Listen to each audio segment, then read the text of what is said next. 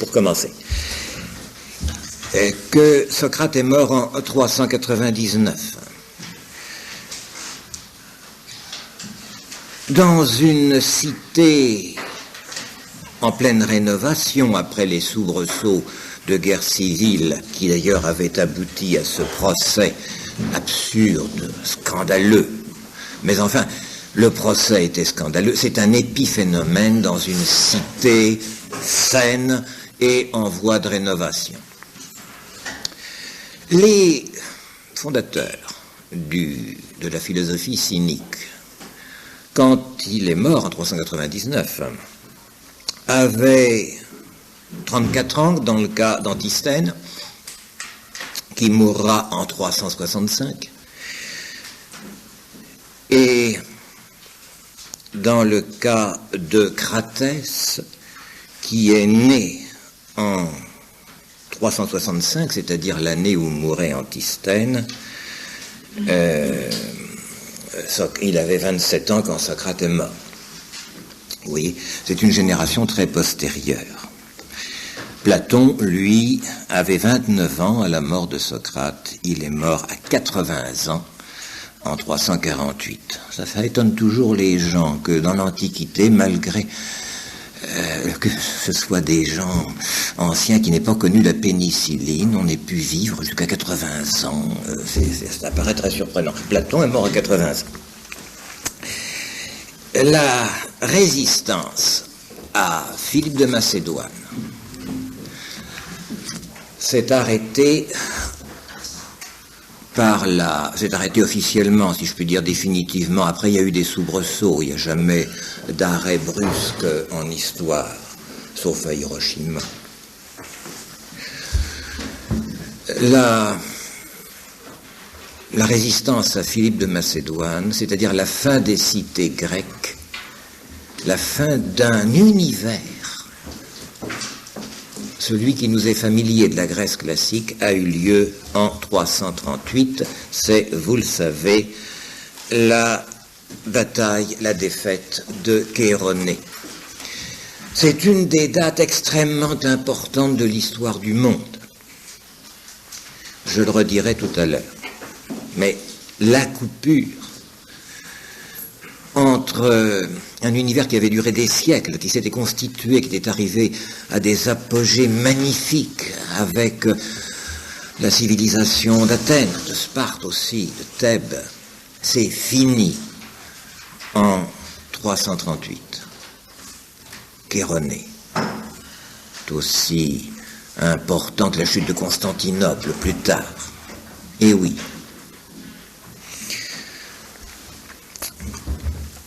Diogène, alors, a 75 ans. Il avait 14 ans à la mort de Socrate. Il mourra, lui, à 86 ans. Vous voyez que, là encore, on pouvait vivre très vieux. Son disciple, Cratès, je répète, est né en 365. Si je viens de citer Diogène, c'est parce que pour tout le monde, Diogène, dans son tonneau, c'est l'image d'Épinal du cynisme. Et après tout, pourquoi pas, nous allons en parler longuement. Il est très important de voir que la philosophie cynique, la philosophie de la subversion, se situe dans l'histoire un peu avant, un peu après, autour de cette, non pas craquelure, non pas de ce craquement, mais de ce bouleversement dans le monde civilisé qu'a été Chéronée, où tout le monde civilisé grec, à l'époque, a changé de face. Éclatement également dans la postérité philosophique de Socrate. Je n'apprendrai rien à personne ici, en situant dans les descendants philosophiques de Socrate, ceux qu'on appelle les petits socratiques, les mégariques, les cyrénaïques et les cyniques. Mégariques et cyrénaïques, ça vous dit pas grand-chose, à juste titre, ils n'ont pas laissé une œuvre très marquante. Mais les cyniques ont laissé, à défaut d'œuvre, au moins une réputation. Ils ont en effet une place particulière. Et d'abord, il faut s'entendre sur ce mot de filiation. Est-ce que vraiment Socrate, au terme de son enseignement, a donné naissance à cette fameuse philosophie cynique? Rassurez-vous, nous allons l'approcher tout à l'heure. Je vais commencer tout de suite à casser quelques schémas. Non, Socrate n'est pas le père du cynisme. Il y a des rapprochements qu'on a pu faire par la suite. D'abord, il y a non pas une postérité, mais le fait qu'il est venu après. Et cela suffit.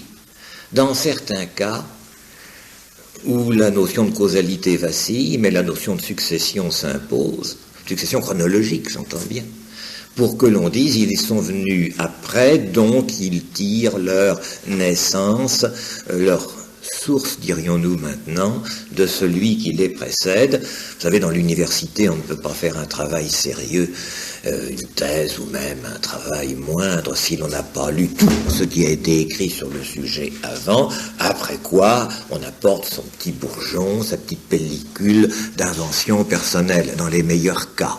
Déjà, Fontenelle en parlait dans La Dent d'Or, n'est-ce pas?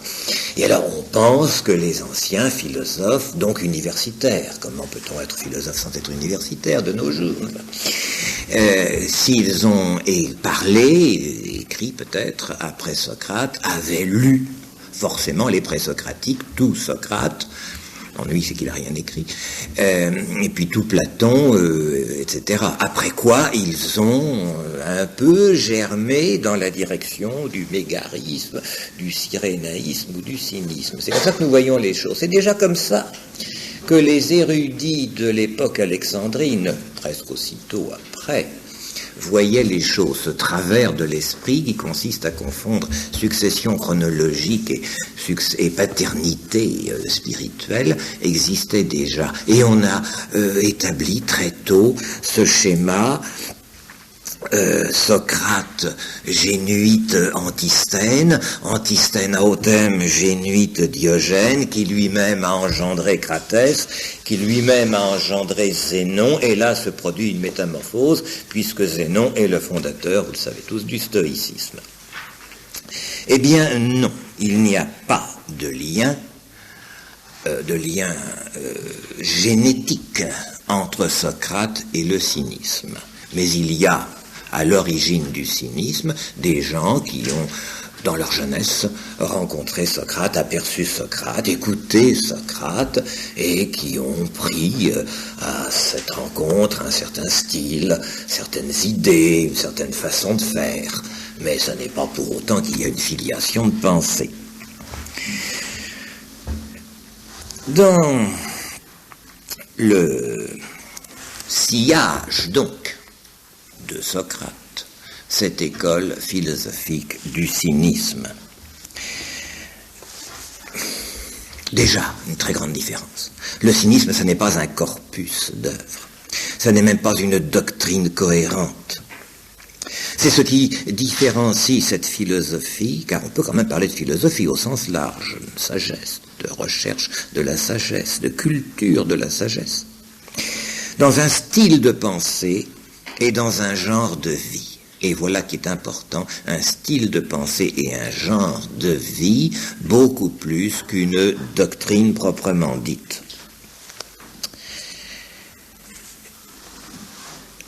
Ce qu'ils ont emprunté à Socrate, c'est tout simplement le rapport pédagogique que Socrate avait avec ses disciples.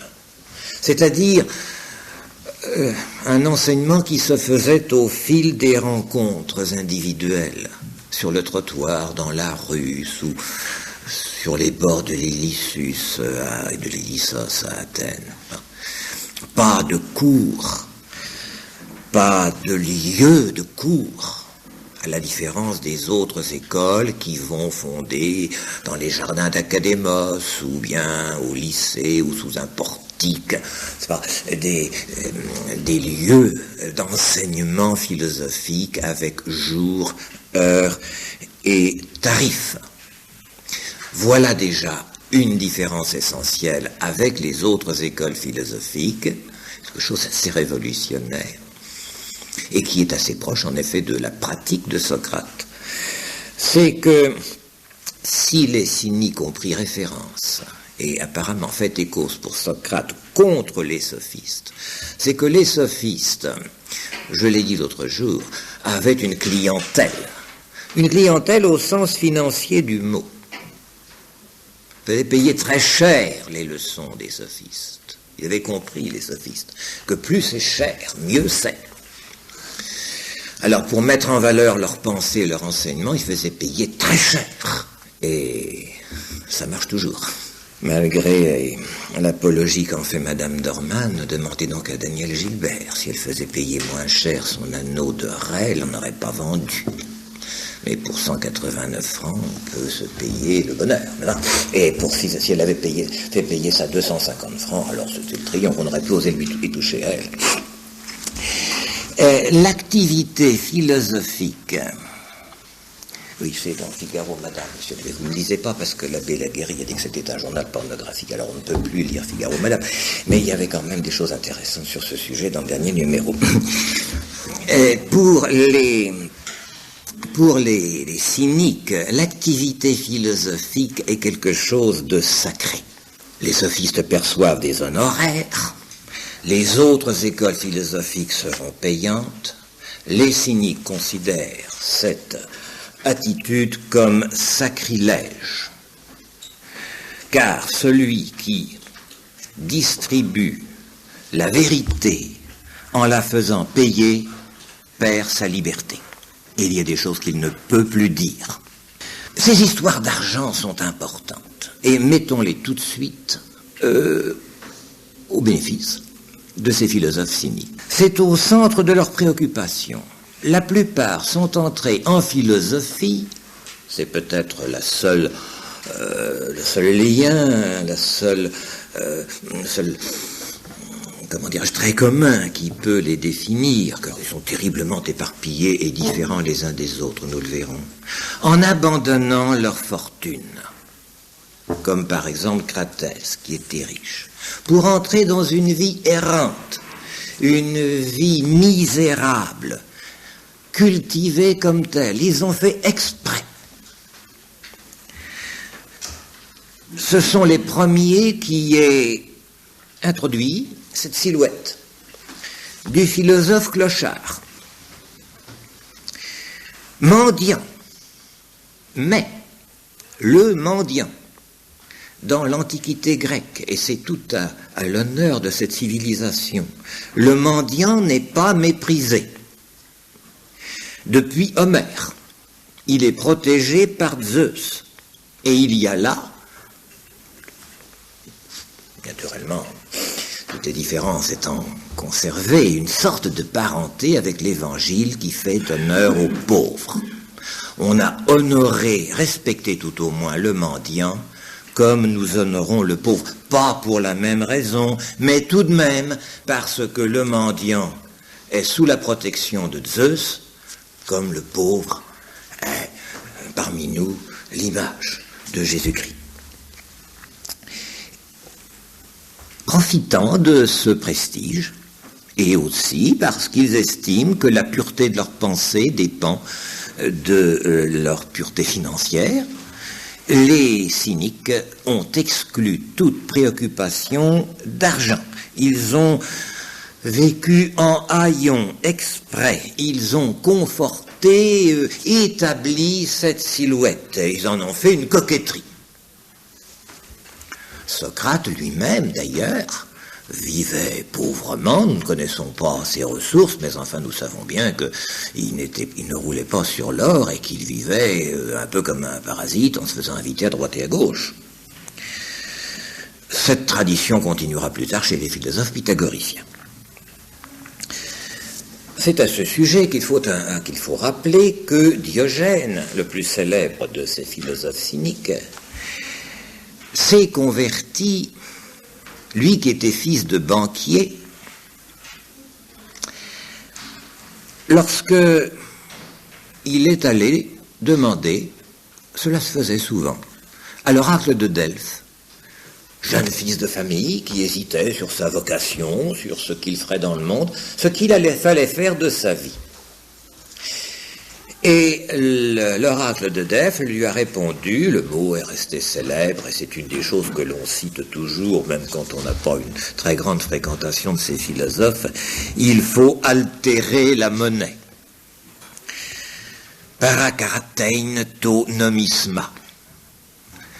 Truquer, changer la monnaie, altérer la monnaie. Est-ce qu'on voulait en faire un faux monnayeur? Bien sûr que non. Quel est le sens de cette formule elliptique, pittoresque, qui n'engage pas la responsabilité de l'oracle, car il y a plusieurs traductions, mais qui laisse à rêver, laisse à penser? C'est une très belle réponse d'oracle. Changer la monnaie. Mais oui, ça signifie consacrer sa vie à réformer les mœurs en cours. Être un réformateur de la monnaie courante, c'est-à-dire de l'échange habituel. Transvaluer, et non pas dévaluer. Transvaluer les rapports entre les hommes. Détournement, transformation des valeurs. Le père Festugière, qui a étudié tout ça de très près, que je suis en grande partie dans ce que je dirai ce soir d'ailleurs, rassurez-vous, a atténué le sens de cette réponse et il lui donne un sens un petit peu espiègle en disant, bof, ça veut dire se moquer du qu'en dira-t-on. Ça n'est pas comme cela que ça a été reçu par Diogène, ça n'est pas comme ça que la tradition cynique et philosophique postérieure l'a interprété. Transformer la valeur, les rapports entre les hommes. Une réponse symbolique et qui va se justifier par toute la destinée de Diogène. Et en effet, d'abord les valeurs intellectuelles, c'est-à-dire la philosophie qui avait cours de son temps, celle de Platon, va être complètement bouleversée, refusée, dénaturée, chahutée, violemment par Diogène. Et Platon, qui a vu le petit Diogène commencer à s'ébrouer, à ruer dans les brancards et à chahuter la philosophie qu'il avait pratiquement à la suite de Socrate établie à Athènes, la philosophie officielle, si ce mot a un sens dans ce cas-là, a dit que ce petit Diogène était un Socrate devenu fou. Oui, je ne dis pas encore subversion, mais révolution. Car au lieu de considérer que la philosophie consiste d'abord à établir une doctrine sur la vérité, sur l'être, et descendre de là par gradations successives jusqu'au terre-à-terre, jusque dans la caverne, Diogène a donné le primat à la pratique de la sagesse. La pratique de la sagesse, et non pas à la contemplation de la vérité. Vous voyez, c'est déjà un sacré changement de monnaie. Ça n'est plus du tout convertible de l'un à l'autre. Au lieu d'une théorie philosophique, une sagesse pratique de la vie. Au lieu d'une théorie des idées, une sagesse en acte. Il n'a pas été le seul à le faire, mais il l'a fait brutalement, violemment, d'une manière pittoresque et dans un style particulier. En effet, au lendemain de cette bataille de Chéronée, dont je vous parlais tout à l'heure, j'y reviendrai tout le temps. Tous les habitants de la Grèce, d'un seul coup, en 24 heures, ont perdu la raison d'être qui animait leurs ancêtres depuis des siècles et eux-mêmes, c'est-à-dire la référence à une cité indépendante. Tout était compris dans le cadre de la cité. Leurs intérêts, leur vie, leur Dieu, leur famille, leur tradition. Hors de la cité, pas de salut. Et la cité s'écroule. Et définitivement, c'est pas une défaite comme on perd une défaite et on gagne une guerre, ou on perd plusieurs défaites. C'est une disparition complète, d'un seul coup, de toutes les cités de Grèce qui s'étaient coalisées, je parle un peu par image d'Épinal, contre Philippe et qui ont été collectivement et définitivement battues, détruites à plate couture le jour de la bataille de Chéronée 338. Ce jour-là, le lendemain, ils se sont réveillés sans Dieu, sans cité, sans tradition, dépouillés, nus, abandonnés. Alors, il a fallu réinventer tout. Bon, l'histoire est là pour montrer comment ils s'y sont pris. Philosophiquement, religieusement, c'est fini les dieux de la cité. Or, il n'y en avait pas d'autres. Socrate est mort pour avoir, prétendait-on, nargué, nié, si peu que ce soit, les dieux de la cité. Il mettait en péril la cité, ces fameux dieux pour lesquels Socrate est mort. Fini. Puisqu'ils étaient les dieux protecteurs de la cité, qu'il n'y a plus de cité, que la religion ne se comprenait que dans le cadre d'une religion polyade, une religion de la cité. Alors, que faire? Il faut bien vivre en relation avec une certaine transcendance, une certaine hauteur. Alors c'est à ce moment-là que se sont créées des écoles non plus religieuses, mais des écoles philosophiques qui donnaient des raisons de vivre, qui n'étaient plus tirées de la présence et du culte de dieux protecteurs et familiers, les Olympiens ou d'autres, mais des raisons personnelles tirées d'une sagesse qui ne devait plus rien à des dieux battus, à des dieux écroulés, mais à des raisons élaborées par des penseurs, par des sages qui disaient, eh bien voilà, si vous voulez être heureux, car enfin tout de même, c'est ça qu'on cherche, faites donc ceci. Et c'est à ce moment-là qu'on a vu paraître l'épicurisme, qui n'est pas une religion de la jouissance, contresens complet, mais qui est une philosophie du retrait, puisque le monde est mauvais, quittons le monde, retirons-nous. Et cultivons notre jardin. C'est la philosophie de la culture du jardin. Chacun chez soi. Voltaire, de ce côté-là, a introduit dans son fameux roman une réflexion de type épicurien. Ne pas s'intéresser à la chose publique. La chose publique quand on était citoyen, c'est-à-dire quand on était responsable, personnellement, familialement, de l'avenir de ce groupe humain dont on faisait partie et auquel on était parfaitement intégré et dont on était entièrement responsable. Cela valait la peine, c'était un devoir, et cela engageait toute une existence de ces hommes libres dont la liberté consistait à assurer en commun leur vie, leur bonheur, leur survie. Mais il n'y a plus de choses publiques, puisque maintenant, la cité n'existe plus et que la gestion des biens, des intérêts, de toutes les valeurs est entre les mains d'un prince vainqueur et lointain. Alors à quoi bon s'occuper des choses publiques? C'est une duperie, ça n'existe même plus. La sagesse va consister à pratiquer une vie tranquille, heureuse, à l'abri, une philosophie du retrait par rapport à la chose publique, à la res publica, et autant que possible en commun, parce que là, mon Dieu, encore en compagnie de gens qui pratiquent cette même philosophie du retrait, on pourra vivre ensemble d'une manière peut-être, sinon heureuse, du moins le moins malheureuse possible. C'est une philosophie sans prétention. Voilà ce qu'est à l'origine l'épicurisme. Le scepticisme va naître aussi dans les mêmes conditions. Qu'est-ce que c'est que toutes ces valeurs auxquelles on avait accordé quelques crédits, puisque tout s'est effondré, rien n'existe plus. Choisir entre quoi?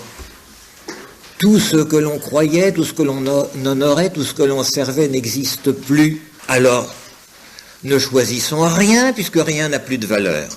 Et retirons-nous suspendons complètement notre jugement, suspendons même notre action, car le sceptique qui va jusqu'au bout de son scepticisme non seulement n'a plus d'idée, mais n'a plus aucune raison de choisir un acte ou un autre, on arrive à ce qu'on appelle une apraxie totale, on ne fait plus rien. Et à la limite, on se laisse mourir de faim. Pourquoi manger plutôt que de ne pas manger? S'abstenir de tout, c'est une philosophie de l'indifférence du choix. Et puis, toujours dans cette poussière qu'a soulevé l'écroulement de la chute de 338, qu'est rené le cynisme, qui est alors c'est un mouvement d'humeur, de mauvaise humeur. Bon, ceux qui se retirent, ceux qui disent « je ne sais plus rien parce qu'il n'y a plus rien à savoir », et ceux qui fichent tout en l'air. Et pardonnez-moi ces termes grossiers, nous entrons avec le cynisme dans une solide et rude grossièreté. Fiche tout en l'air.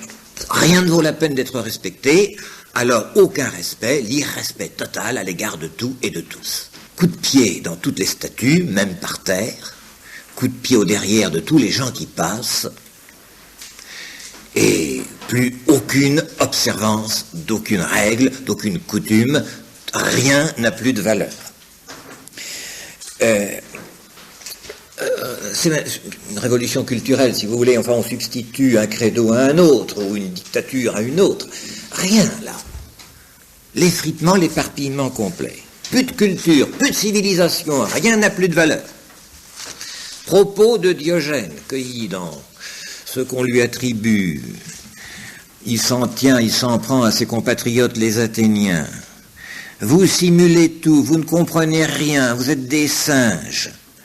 Vous êtes jaloux tous les uns des autres, toute votre philosophie, toute votre action, toute votre pensée, toutes les diaprures de votre parole, ce n'est que de la jalousie. Vous jalousez le manteau, l'argent, l'instruction. Vous ne jugez de rien selon la raison, vous n'êtes pas raisonnable, vous critiquez sans rien savoir, car vous jugez d'après l'opinion et non pas d'après le savoir, et d'ailleurs le savoir est inaccessible, donc il n'y a pas de vie intellectuelle possible. Le chien même vous hait, comme toute la nature vous rejette, parce que vous singez une certaine civilisation que vous ne méritez pas. Vous prétendez respecter l'homme et respecter les dieux, mais vous tuez les hommes à la guerre, et vous tuez les justes dans des procès qui ne sont jamais justes. Vous prétendez honorer les dieux, mais c'est pour vous l'occasion de beuverie et de mangeaille. Vous buvez, vous mangez, et puis après ça vous vous conduisez comme des impies. Il enlève tous les masques, il dit vous êtes tous des menteurs, et après tout, ça suffit comme ça, vivons tout naturellement, et assez de singes, assez de singerie, assez de masques. Finalement, dit-il aux Athéniens, c'est l'injure suprême, s'il faut choisir, j'aime encore mieux les barbares que vous méprisez tant, eux au moins ils sont plaisants, ils sont sincères, ils sont nature, ils sont satisfaits de ce qu'ils ont, ils n'ont pas de prétention, tandis que vous n'êtes que des envieux mal éduqués. Voilà le discours que Diogène tient aux Athéniens au lendemain de cette fameuse défaite. Préférence pour le chien. Et c'est une des explications qu'on donne de ce mot, de ce nom de cynique, car en grec le chien c'est kuon, génitif kunos, cunique, cynique, vous voyez, nous y sommes. Car en effet, prenons l'inverse. Je vous dis, c'est un mouvement d'humeur, c'est un mouvement de mauvaise humeur, puisque c'était comme ça et que ça n'a pas marché, que tout ce que nous croyions, la belle cité qui commençait au sommet de l'acropole par le Parthénon et qui descendait jusque sur les bords de l'Ilissus, où on écoutait de beaux discours, ça n'est rien, c'est fichu, c'est fini, on n'en veut plus, alors prenons exactement le contre-pied de l'homme c'est la bête, le contre-pied de l'homme civilisé c'est la bête sauvage, la devise de Diogène c'est « ensauvageons la vie, rendons-la sauvage ». Et il va en effet s'ingénier à rendre sa vie et la vie de tous ses disciples la plus sauvage possible. Vous voyez, c'est une révolution, c'est une subversion, c'est une inversion, c'est une destruction de tout. On ne peut pas être plus radical. Diogène Laërce, qui a écrit La vie des philosophes, dit que l'origine des noms des écoles philosophiques, des philosophies, vient tantôt de la ville où le philosophe a pris naissance, tantôt du lieu où il a exercé son art, son enseignement, tantôt d'un trait de la doctrine, tantôt du nom du maître, philosophie socratique, ou bien le lycée, ou bien les mégariques. Vous voyez, il y a des références à des exemples de toutes ces dénominations. Une seule exception, dit-il, les cyniques. Ce sont les seuls dont le nom vienne d'une raillerie, d'un sarcasme, d'une moquerie.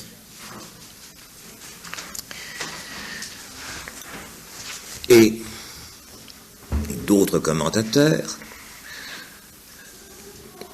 essayant à travers ce nom de cynique, c'est-à-dire de philosophe chien, d'analyser ce qu'il y a derrière, car tout de même, il y en a eu beaucoup, et vous verrez que leur importance est relativement considérable. Autrement, naturellement, ce soir, je ne m'attarderai pas sur quelques malheureux traumatisés par la défaite de leur pays.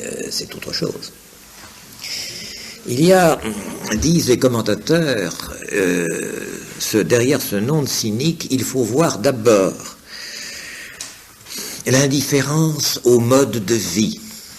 Ce n'est pas simplement de prendre le contre-pied, car si on prend le contre-pied systématiquement, c'est encore une intention, et il y a encore une logique. On va chercher à tout moment à appliquer une certaine façon de faire. Le cynique refuse même cette application. Indifférence complète au mode de vie, culte de l'indifférence, le philosophe cynique mange, boit, vit, accomplit tous les actes, même les plus naturels, les plus immédiatement nécessaires de l'existence en public, comme un animal. Le chien ne demande pas la permission de sortir, enfin, sauf le vôtre qui aboie pour qu'on lui ouvre la porte, mais une fois dehors, même s'il y a beaucoup de monde, il ne se gêne pas, et pour faire en toute saison bien des choses. Eh bien, de même, le philosophe cynique, systématiquement, fera tout et le reste en public. La présence ici, votre présence ici m'oblige de préciser certains détails qu'il faisait avec certaines provocations, bien sûr, devant tout le monde qui, naturellement, se scandalisait, d'où le désir de recommencer. Vivre pieds nus, vivre sans vêtements, vivre sans maison, vivre sans aucun accessoire, en public, sur le trottoir, comme le font d'ailleurs encore certains clochards, vous savez, que l'on trouve sur les bouches de métro ou sous les ponts. Voilà à peu près ce que pouvait donner systématiquement l'exercice de cette philosophie, comme des chiens galeux, des chiens pelés, des chiens sans maître, des chiens sans collier. Le chien, de plus, deuxième, qui va dans le même sens d'ailleurs, est un animal impudique. Il n'est pas systématiquement impudique, tandis que le philosophe cynique a le culte de l'impudeur, parce qu'il sait que là, il franchit un seuil, un tabou, et qu'il sort de l'humanité même pauvre pour arriver dans l'animalité. Et il enseigne que l'impudeur est supérieure à la décence. À la décence. Troisième explication de ce terme de cynique qui se rapproche aussi au chien. Le chien est un gardien et les philosophes cyniques se prétendaient les gardiens des principes qu'ils enseignaient. Et aussi, le chien est un animal qui a du flair, il est perspicace et le philosophe cynique se vantait de dépister les bons et les mauvais philosophes et d'aboyer sur ceux qui étaient des philosophes faussaires, des philosophes artificiels, des philosophes systématiques et doctrinaires. Donc vous voyez, et enfin, cinquième explication de ce mot de cynique, mais cette explication-là est noble et ne semble pas devoir être retenue. L'un d'entre eux, Antisthène, avait enseigné dans l'œdème de Cynosarge, et on avait dit que ce don de cynique venait du radical de cette ville, mais il semble que cela soit une explication pudique et noble qui était donnée par la suite. Donc il faut prendre en compte la signification pléthorique de cet adjectif de cynique. Car, enfin, autant j'essaye de vous montrer à quel point ils ont tout cassé, tout rompu, comment ils se sont plongés dans un refus de toute tradition et de toute civilisation, subversion suprême. Et autant nous allons voir apparaître une certaine ambiguïté, donc une certaine richesse derrière ce mot. L'adjectif est riche et le cynique, qui est à la fois, vous le voyez, indifférent, impudent, gardien, perspicace, rarement tout cela à la fois, mais successivement, tantôt ceci, tantôt cela, va finir par mériter une certaine considération par l'exercice de ces différentes qualités. Le lieu d'exercice de cette philosophie cynique, systématiquement, il n'y en a pas. Voilà encore une subversion. Tout homme est rattaché à une terre. Tout citoyen, tout grec était rattaché à sa cité. On a démoli la cité, on a cassé la cité le jour de Chéronée 338. Eh bien, soit, dit-il, je n'ai plus de cité. Je suis citoyen de nulle part. C'est le philosophe de l'errance, le philosophe même pas de l'exil, car l'exil se situe au moins par le départ d'un lieu fixe et le choix d'un point de chute, tandis que l'errant ne va nulle part. Le juif errant errait à travers les temps et les lieux. Le philosophe errant est un philosophe cynique. Il est, dit-il, citoyen du monde. Le stoïcien dira la même chose, mais avec un sens tout à fait différent. Car le stoïcien, se disant citoyen du monde, dira « je suis partout chez moi ». Tandis que le cynique, se disant citoyen du monde, je suis nulle part chez moi. C'est une désignation négative, et non une apologie d'une appartenance plus universelle que la cité, une cité élargie aux dimensions du monde. Non, il refuse toute appartenance à quoi que ce soit, il n'est à l'aise nulle part. L'errance, la marge, c'est une philosophie de marginaux volontaires, une position extrêmement inconfortable, mais qui permet l'exercice de cette philosophie en acte. Distribuer leur sagesse, leurs propos, proposer leur façon d'envisager la vie à tous ceux qu'ils rencontrent partout et n'importe où, en refusant tellement l'appartenance à un lieu que Diogène, vous le savez, vivra dans une jarre, une de ces grandes jarres, n'est-ce pas, que l'on voit dans les caves, qui étaient capables de contenir, non, c'est aux jarres d'Ali Baba, mais on en a vu, vous en avez vu partout, n'est-ce pas, dans les reproductions archéologiques. On peut vivre, en effet, dans un tonneau ou dans une jarre, mais en plus, la jarre ou le tonneau, ça roule. Donc, c'est pas posé quelque part. Ça roulotte, si vous voulez. Son lieu est mobile. Mais la roulotte, c'est un luxe inouï. Une jarre, un tonneau percé, une jarre vide, un peu cassée. Voilà où il va vivre symboliquement. Pas dans l'agora, bien sûr, car l'agora, c'est le forum, si vous voulez, le lieu officiel de la cité. Non, n'importe où, dans les décharges au bord de la ville. Vous voyez à quel point, systématiquement, avec une espèce d'application extraordinaire, il casse tout, se refuse à tout, détruit tous les liens, subvertit tout ce qui faisait jusqu'à l'appartenance à une cité, à une communauté, à un groupe. Et même quand la cité se fut effondrée en 338 Chéronée, les autres hommes se sont groupés pour vivre autrement, ensemble, suivant d'autres principes et d'autres liens, en d'autres lieux, ou dans les mêmes lieux définis différemment. Mais le cynique refuse ces liens, il vit en solitaire, et ces lieux, le tonneau roule. Doctrine et morale de cette école philosophique, car le plus extraordinaire, c'est qu'il y en a eu pas mal de cyniques, ça a été toute une école. On les recense par paquet. Ils ont exercé un prestige, ils ont eu de l'influence. Doctrine et morale, difficile à définir. Elle se définit d'abord par opposition.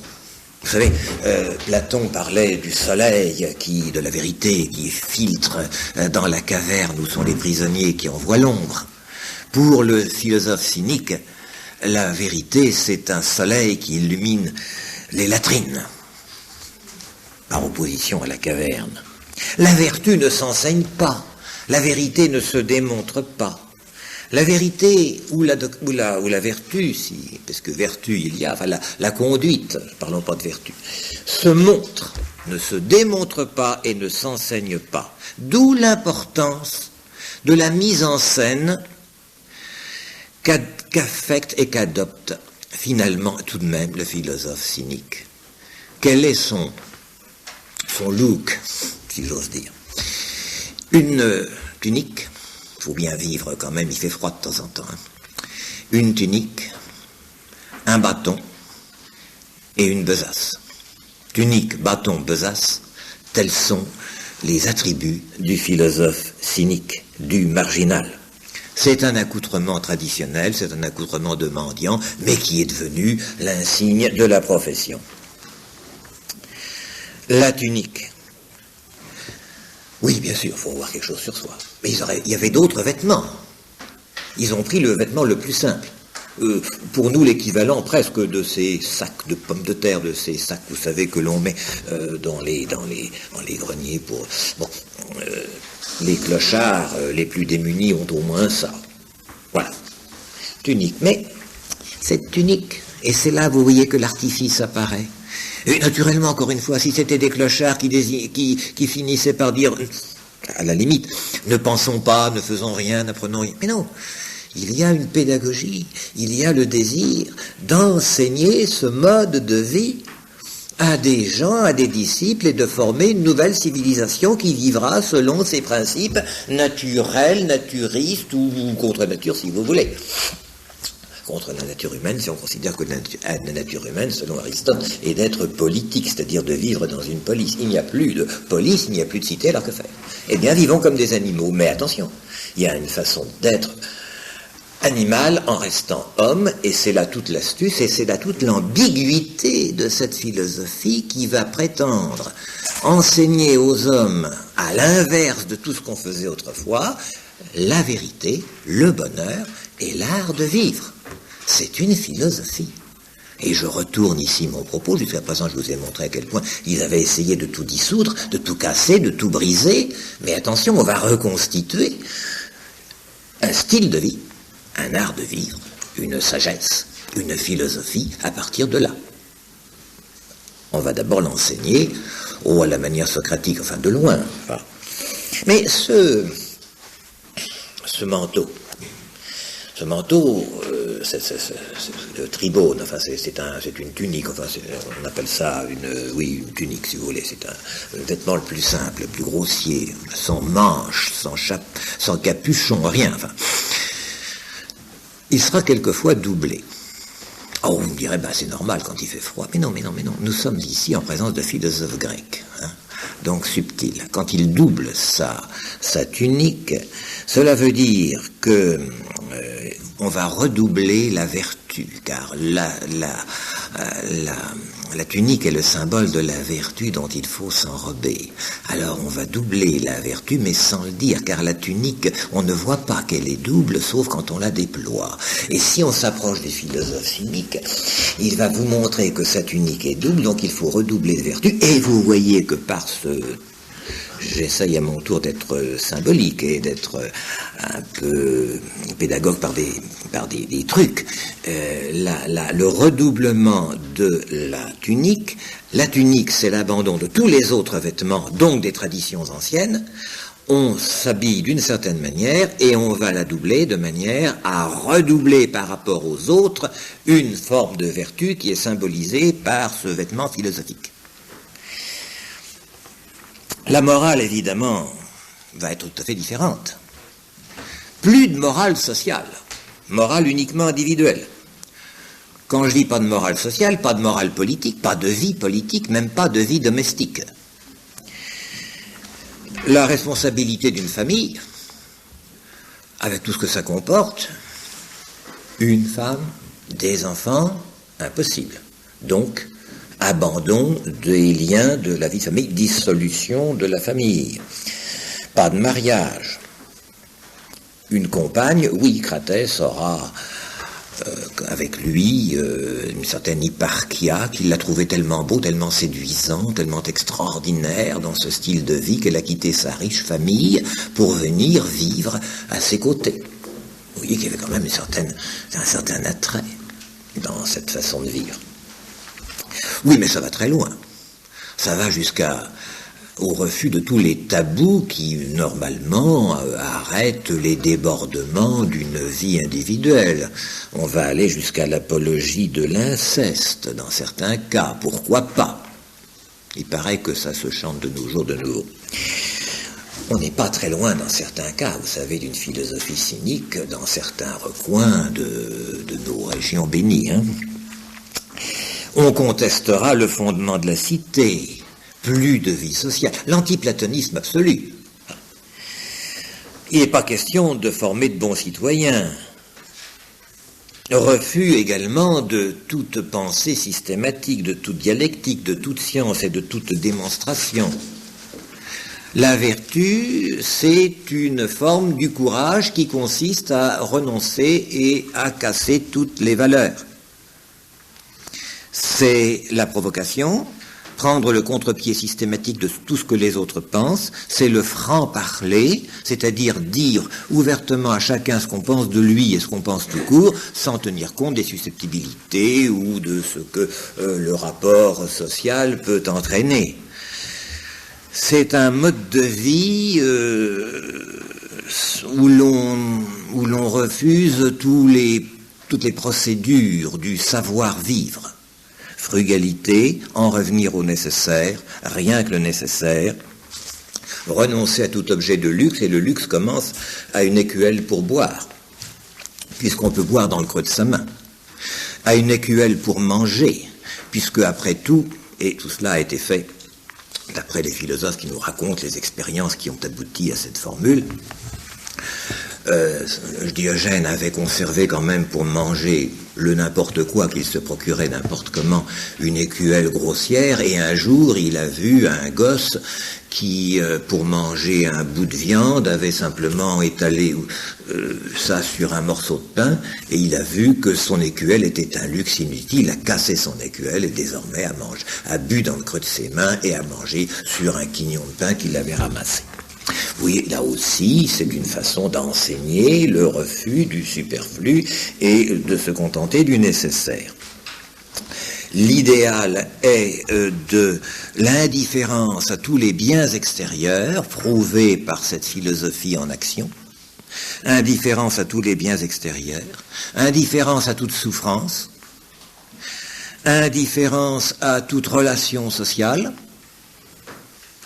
Et on arrive à cette idée d'autarcie, c'est-à-dire de suffisance à soi-même, dans une recherche du minimum vital. Être maître de soi pour ne dépendre de personne d'autre et être suffisamment indépendant des autres pour se contenter de soi-même. Il y a là un jeu de mots en grec entre l'autarchie, autarkeia, et l'autarcie, autarkeia, se suffire à soi-même. On est à soi-même son propre domaine et ne dépendre de personne d'autre. On peut se suffire à soi-même pour satisfaire aux besoins élémentaires de son existence. Ce qui demeure de toute tradition philosophique, c'est l'idée d'exercice, car c'est très difficile d'en arriver à cette espèce de scoutisme absolu. Vivre dans la misère, la crasse et une espèce de sauvagerie perfectionnée. Encore le scout vit-il, paraît-il, en troupe, en tribu, en patrouille, en je ne sais quoi, mais le cynique vit tout seul. C'est un ermite, en plus. Ce qui demeure de la tradition philosophique, c'est l'idée d'exercice. Car il faut y arriver. Et c'est très difficile d'arriver à se passer de tout, c'est presque de soi. Cette idée d'ascèse, d'ascésis, d'exercice pour en arriver, suppression après suppression, renoncement après renoncement, voilà déjà un enracinement dans une tradition philosophique. La philosophie devient donc un labeur, une tâche, une épreuve, et c'est pas facile. Jamais de facilité, jamais de renoncement au renoncement. Et une patience, car c'est une voie pour arriver à la perfection de ce renoncement total, c'est une voie courte, abrupte, difficile. La philosophie de Platon demande de longs détours, comme les discours platoniciens, tandis que lui, c'est non à tout, même aux autres. Ce qui est rejeté, c'est une voie discursive, c'est l'idée d'une méthode. Ce qui est proposé, c'est un exercice pratique, une exemplarité pédagogique, une monstration au lieu d'une démonstration. Homme seul, vivant du minimum. C'est une pratique qui supprime à la limite même la parole. Les philosophes parlent de philosophie arétique, c'est-à-dire qu'on ne parle même pas, on montre, on démontre. L'animal ne parle pas, et il subsiste. Être vertueux, c'est se comporter de cette manière. L'enseignement ne consiste pas à persuader, mais à asséner par démonstration ce que l'on est et ce que l'on fait, suffisant, oui, à montrer ce que l'on est. Non pas raisonner, montrer. Le sage, dit-il, c'est un témoin muni d'un bâton. Cette idée aboutit évidemment, si on s'en tient à ce que je viens de dire, qui est ce qu'ils veulent, ce qu'ils proposent. Et quand je parle de subversion, vous voyez que c'est une subversion totale. Il ne reste plus rien. Alors c'est pas Eritis sicut di, c'est Eritis sicut canes. Ce serait comme des chiens. Bon. C'est plus facile d'ailleurs. C'est plus facile, mais quand même. Si on s'en tenait là, c'est du suicide. C'est un abrutissement, c'est une entreprise d'idiots qui ont décidé de ne plus exister. Or, il n'en est rien. On revient tout simplement par ce biais démonstratif, par ce paradoxe qui a été vécu d'une manière systématique et pédagogique par les philosophes cyniques, on en revient à la notion de nature comme norme de conduite. C'est le refus de l'idée de progrès, de la fécondité des techniques, c'est le refus, si vous voulez, d'une philosophie prométhéenne pour en arriver, pour revenir à une philosophie de la nature.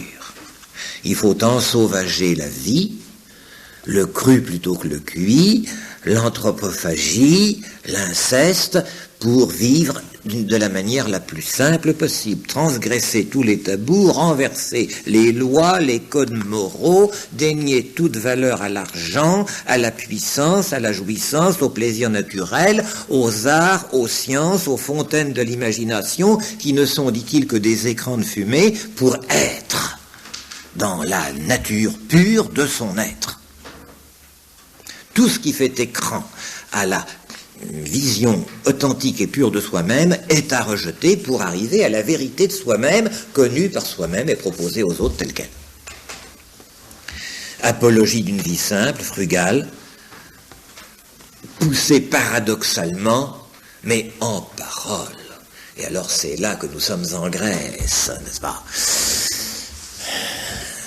Car tout cela a été proposé par une sorte de théâtre de la vie, on dit happening maintenant, je sais pas, enfin, une espèce de démonstration de ce que l'on peut faire, mais c'est pas autre chose que ce théâtre que l'on propose à Avignon, n'est-ce pas, le soir sur les théâtres, sur les trottoirs, en dehors du festival.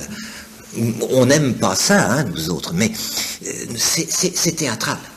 C'est théâtral, c'est pédagogique, et c'est pour arriver à un certain discours, car enfin ces philosophes qui veulent arriver à cette suppression de toute forme d'existence ont un besoin absolu de ce qui fait justement qu'ils ne sont pas des animaux, c'est la vie en société. À quoi bon s'amuser à vivre tout seul comme ça, avec le creux de ses mains, sa jarre, s'il n'y a personne pour le regarder? Ça n'est supportable que s'il y a des spectateurs, ça n'est supportable que s'il y a des gens à scandaliser, ça n'est supportable que s'il y a des gens à qui l'on peut l'expliquer. Et le véritable cynique, si on était dans un monde logique, nous sommes encore une fois dans un monde de représentation théâtrale, en Grèce, avec des gens qui regardent les autres, et des gens qui se font regarder par les autres pour leur dire ou leur signifier des choses. Le seul recours, c'est de filer au fond des bois, et puis d'y disparaître complètement. Mais non, Ils n'ont jamais vécu à la campagne, ces cyniques, c'était le seul moyen d'aller vivre parmi les bêtes et les paysans, là-bas, c'est plus drôle du tout. Il n'y a plus personne pour regarder, il n'y a plus personne pour être scandalisé, il n'y a plus personne pour être converti. Il n'y a pas plus urbain que ces philosophes. Ce sont des philosophes de trottoir, des philosophes de groupe, des philosophes qui ont besoin du public des badauds pour les scandaliser, les attirer et, si j'ose dire, les évangéliser. Il y a tout un discours qui se tient, ils n'arrêtent pas de parler. Et nous avons des volumes entiers pleins de leurs discours. Ils ont créé d'ailleurs des genres littéraires particuliers. La diatribe, la cri, je vous en donnerai des exemples tout à l'heure. C'est une véritable provocation verbale et gestique, mais la parole comme le geste, c'est une façon de parler à d'autres personnes, et c'est un discours fait à des gens qui sont là. Alors vous voyez comment, après vous avoir dit qu'ils détruisaient tous les rapports, ils en ont un suprême besoin pour proposer cette façon nouvelle de voir la vie. Oui, ils ne répondent pas aux questions, mais ne pas répondre aux questions, c'est une façon d'avoir des rapports avec les autres. Ils ont refusé comme héros éponyme, héros fondateur, héros idéal, Prométhée, qui transmet aux hommes le feu, la civilisation, le progrès. Non. Pour eux, l'idéal, c'est Héraclès. Oui, Héraclès. Mais attention, Héraclès a deux visages. Héraclès est une divinité Janus. Il y a un Héraclès qui est une bête brute, un goinfre, excusez-moi, un éjaculateur à tout vent, qui se promène et qui casse, détruit, une espèce de gorille. Ça existe dans la tradition d'Héraclès, mais c'est aussi Héraclès, le héros tragique, dont l'exercice stoïque, courageux, a pour but de terrasser les monstres qui peuplent la terre et qui sont, dans cette interprétation symbolique, la puissance du plaisir, de l'argent, du pouvoir pour arriver à la vertu. Hercule souffrant deviendra, à la limite, vous savez bien, une sorte de symbole du Christ souffrant, et qui expira dans sa souffrance et sa solitude sur la croix les malheurs du monde. Quand on se réclame d'Héraclès, on se réclame à la fois de l'Héraclès bête brute, mais aussi de l'Héraclès souffrant et terrassant le mal dans le monde. Voilà la référence de ces cyniques. Ils ont proposé cet idéal qui casse toutes les traditions pour arriver à cette ambiguïté, même ambiguïté que chez Diogène. Il y a une ascèse qui consiste à se priver de tout pour retourner à la nature, mais il y a une ascèse qui est une ascèse de retenue, de maîtrise de soi, de domination des facilités, et d'arriver, en refusant toutes les facilités de la vie, à une maîtrise, une austérité que d'autre part, un peu plus tard, mèneront les pères du désert, qui auront une existence tout à fait parallèle dans les déserts d'Égypte. Et je ne fais pas ici un rapprochement impie. Les pères du désert dont on lit la vie, vous savez, faisaient des championnats extraordinaires de mortification, d'ascétisme et de renoncement, se privant de manger, de boire, de se reposer, vivant sur un pied, sur une colonne, dans une crasse extraordinaire, pour refuser même le luxe de la propreté. Il y a là décidément une tentation constante. Est-ce que les pères du désert étaient des subversifs par rapport à une certaine vie de facilité dans le monde? Oui, bien sûr. Philosophe contestataire en rayon, et l'aboutissement, un des aboutissements de cette philosophie cynique, sera Épictète.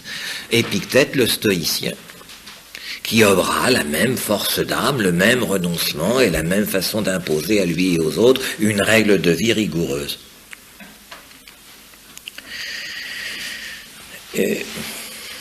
Il y a double visage dans cette philosophie cynique. Il y a un visage contestataire qui consiste à à être un gueulard, un clochard, un homme en haillon qui vit en situation improvisée à tout moment. Et puis, il y a aussi cette résignation à la vertu, à la dignité, au mépris des fausses valeurs de la foule, et qui va devenir le symbole du renoncement au désir, aux autres et à soi-même, à l'ambition, à toute image sociale. La filiation, la postérité, va donc trouver, vous le voyez dans les cyniques,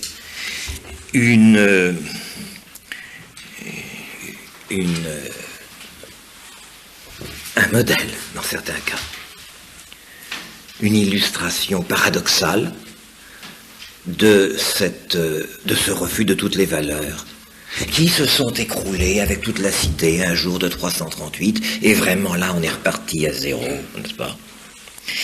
Il y a, alors là je suis content que monsieur le recteur soit là parce que je vais sans doute dire des bêtises dans le domaine de la philosophie. Il paraît, mais je répète ça, on n'a peut-être pas très bien compris ce que j'ai lu. On dit que dans le domaine de la pensée, Antisthène, qui est le philosophe cynique élaboré, Diogène aussi, si vous voulez, sont des philosophes nominalistes. C'est-à-dire que pour eux, le fondement de l'individualisme exaspéré va jusqu'à la pensée, et soutenant que seul existe ce que l'on voit, l'individu, le réel, et le concept n'étant qu'un mot.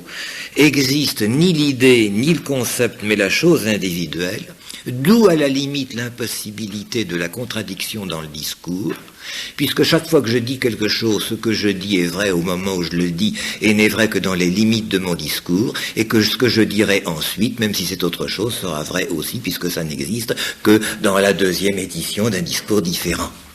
Je ne sais pas si ce scepticisme, enfin cette espèce d'effritement de la notion de vérité est bien conforme à ce qu'on appelle le nominalisme. Ça a eu des retentissements au Moyen-Âge, mais ça je ne m'y hasarderai pas.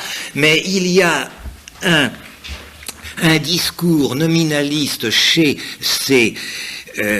ces cyniques qui fait qu'il n'y a plus de contradiction dans cette ambiguïté que je vous disais tout à l'heure, Héraclès bête brute ou Héraclès héros souffrant, l'un et l'autre sont vrais, je peux dire l'un et l'autre sans m'en contredire, puisque quand je dis l'un, je ne dis pas l'autre, et quand je dis l'autre, je ne dis plus l'un. Le discours est parfaitement discontinu, et il n'y a plus de catégorie logique et de suite dans le discours. Le discours est haché, événementiel, et réduit à l'apparence au moment où elle est prononcée. Là encore, subversion dans le langage et dans la pensée, n'est vrai que ce que je dis au moment où je le dis et selon ce que je dis. C'est pousser la liberté, le nominalisme intellectuel, le nominalisme pratique très loin. La liberté, l'individualisme, les circonstances seules comptent, et la réponse que chaque individu fait à chaque moment aux circonstances différentes devant laquelle il est. Impossibilité donc d'un système, mais pas de contradiction, pas de logique, il y a toutes les phases possibles du même être, c'est l'apologie poussée jusqu'à l'absurde de la liberté inconditionnelle. En politique, car il faut bien parler de subversion politique, n'est-ce pas? Eh bien, il n'y a pas... on va aboutir à la destruction complète de toute société au profit d'un individualisme. Cet anti-intellectualisme va aboutir à une anti-société. Il n'y a plus rien. Paradoxalement, ces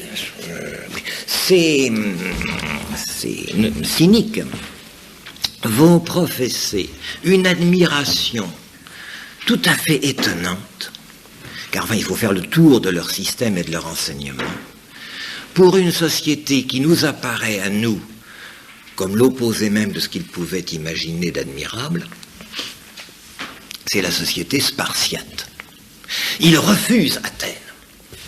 C'est essentiellement un discours et une pratique anti-athénienne. Athènes, les liens sociaux, la cité épanouie, la vie politique avec tous les liens les plus raffinés les plus subtils et les plus organisés qu'on puisse imaginer. En face, de l'autre côté du Golfe, là-bas, Sparte. Et ils ont beaucoup d'admiration pour Sparte parce que les Spartiates, disent-ils, ont une vie proche de la nature, rude, saine, scout, avec un sens de l'effort, de l'épreuve, l'affirmation d'une virilité à tout vent. C'est la cité des Héraclides d'ailleurs, n'est-ce pas? C'est-à-dire que quand il se réfère à Héraclès, il y a aussi un retour vers les Spartiates. Ce sont, dit Diogène Laërce, de bons garçons qui pratiquent les vertus d'énergie, de courage, de virilité, dont le système d'éducation est un entraînement dur, une vêture fruste, des cheveux longs pas soignés, l'impudeur, la vie saine et communautaire. Voilà l'image que les Spartiates donnaient d'eux-mêmes et que les Cyniques ont admiré. Ce qui est très curieux, c'est que cette image de Sparte est parfaitement fausse. C'est la légende de Sparte. C'est une image qui d'ailleurs est quelquefois arrivée jusqu'à nous.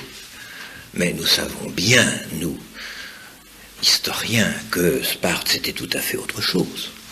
Et qu'il y avait derrière cette vue un peu fruste, une discipline, une organisation, une vie contraignante, une mainmise de l'État sur chaque individu dans tous les recoins de sa vie, qui était quelque chose d'extraordinairement contraignant. Mais Athènes s'est écroulée. Athènes est arrivée à un degré de civilisation qui d'ailleurs explique sa ruine de Achéronée, par excès de luxe et de relâchement. En face, Sparte, qui depuis longtemps est un astre mort et a disparu aussi, reste comme une espèce de légende. Et c'est à la légende spartiate que se rattachent paradoxalement les cyniques. Anti-intellectualisme des lacédémoniens, éducation en actes, vie frugale, refus de la rhétorique, mépris des honneurs, refus du discours élaboré, puisque le laconisme, c'est, vous savez, l'art d'exprimer sa pensée en quelques mots. Voilà qui tentent ces philosophes cyniques. La postérité, je ne veux pas m'y attarder, de ces cyniques va aller très loin, n'est-ce pas? On en trouvera des résurgences. Je ne veux pas parler du Moyen-Âge que je connais mal, mais tenez par exemple le Rousseau, Jean-Jacques, par certains côtés.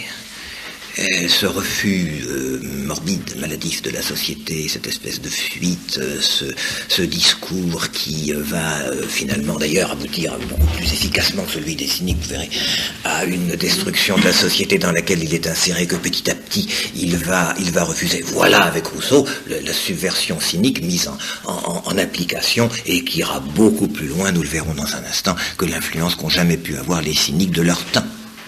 Jean-Jacques Rousseau est un cynique. Je pense aussi que tel qu'il l'a conçu dans cette description poétique, le neveu de Rameau, tel que Diderot l'a présenté, est une sorte aussi de philosophe cynique.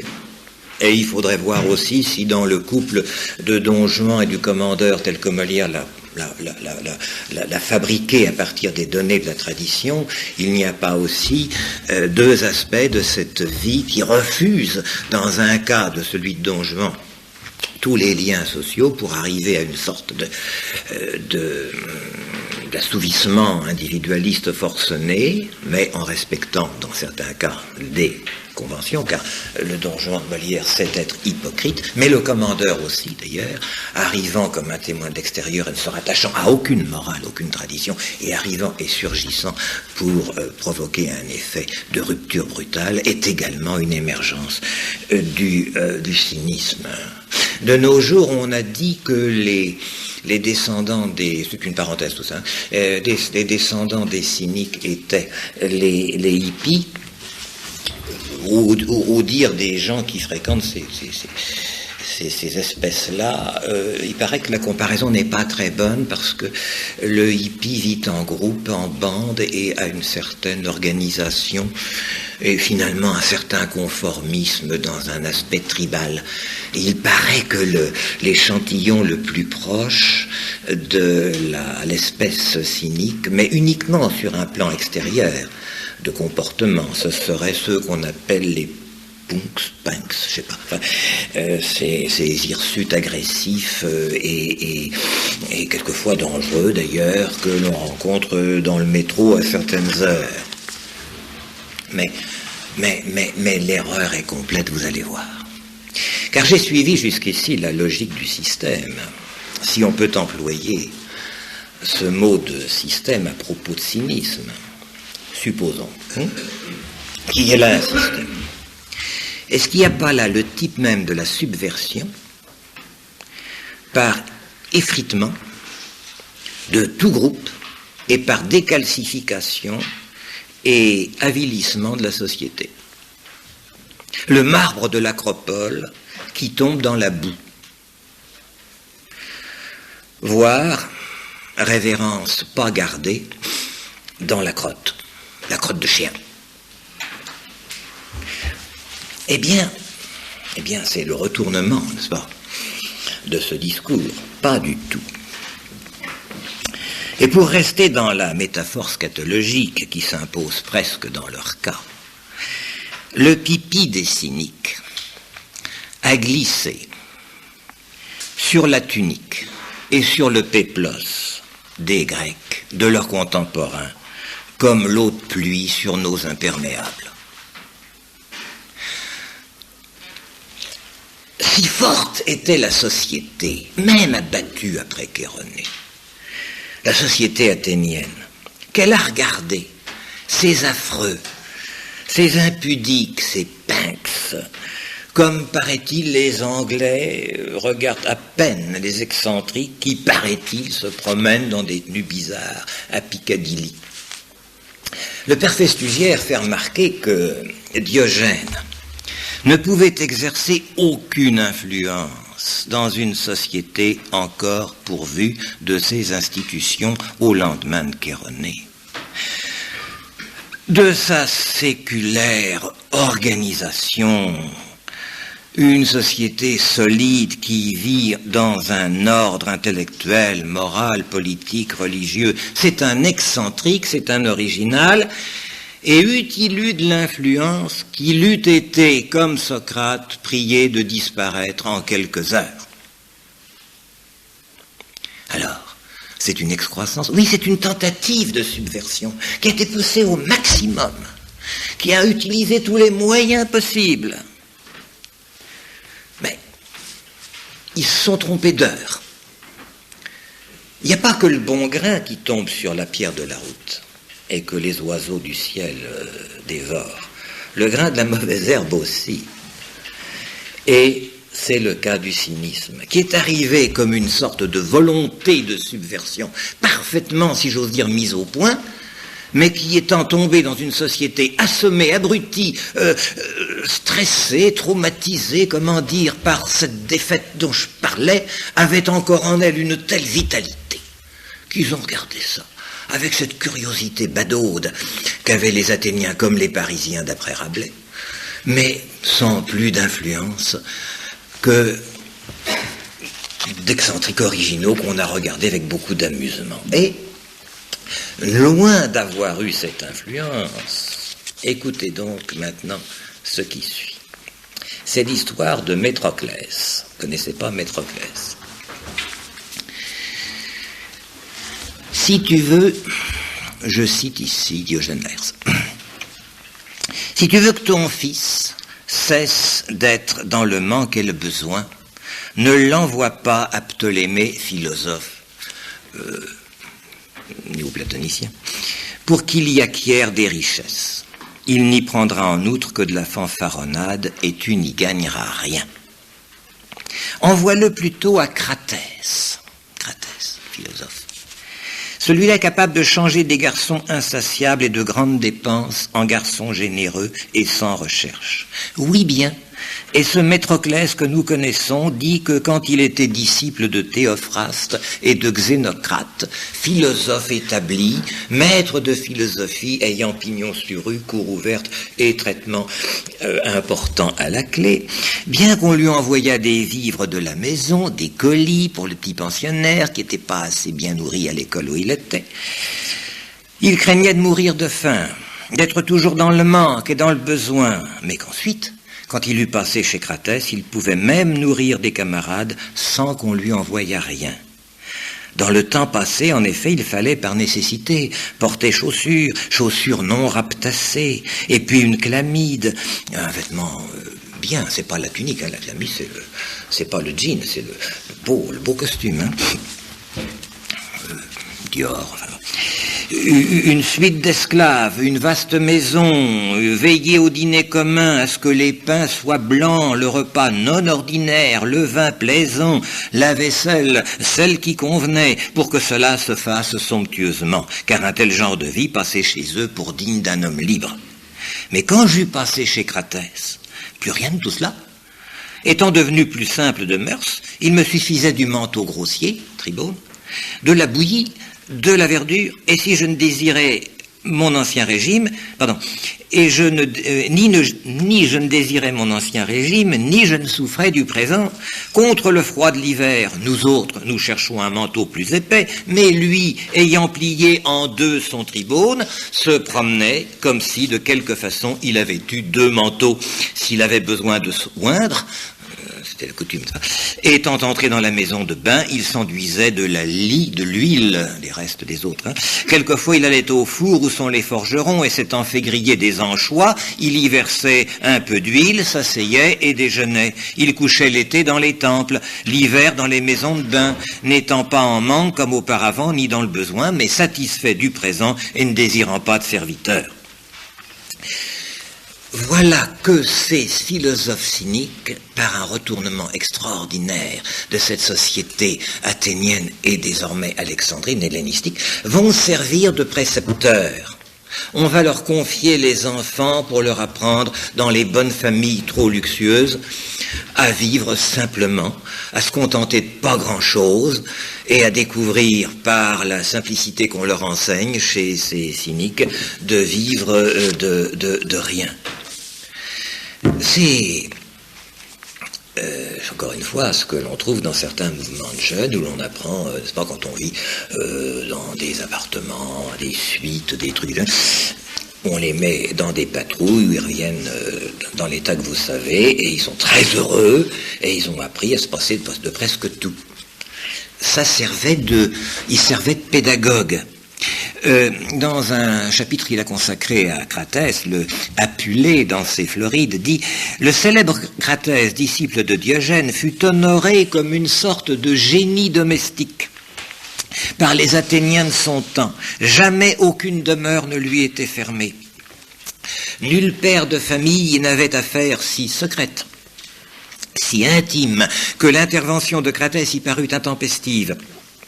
Dans tous les procès, toutes les disputes entre proches, il faisait office de médiateur et d'arbitre. Et la méthode de Cratès était très simple. Il arrivait et disait « Mais c'est très simple, soyez en joie, prenez tout cela, si j'ose dire, à la rigolade, moquez-vous de tout en regardant à quel point tout cela est relatif, et voyons de quoi il s'agit. » Et tous les drames et toutes les affaires devenaient aussi simples que possible.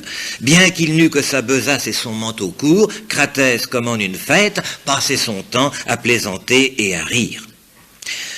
Ce qu'Hercule, jadis, continue Apulée, fut pour les monstres malfaisants, hommes et bêtes qu'il dompta par sa force et dont il purgea la surface de la terre, Cratès le fut pour la colère, l'envie, l'avarice, la débauche. Tous les monstres et toutes les tares de l'âme humaine, ce philosophe en fut l'Hercule.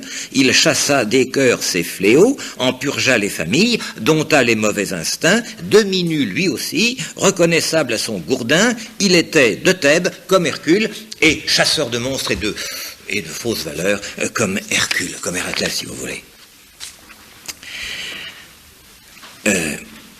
Quelques paroles qu'ils enseignaient, ces professeurs de philosophie simple qu'étaient les cyniques.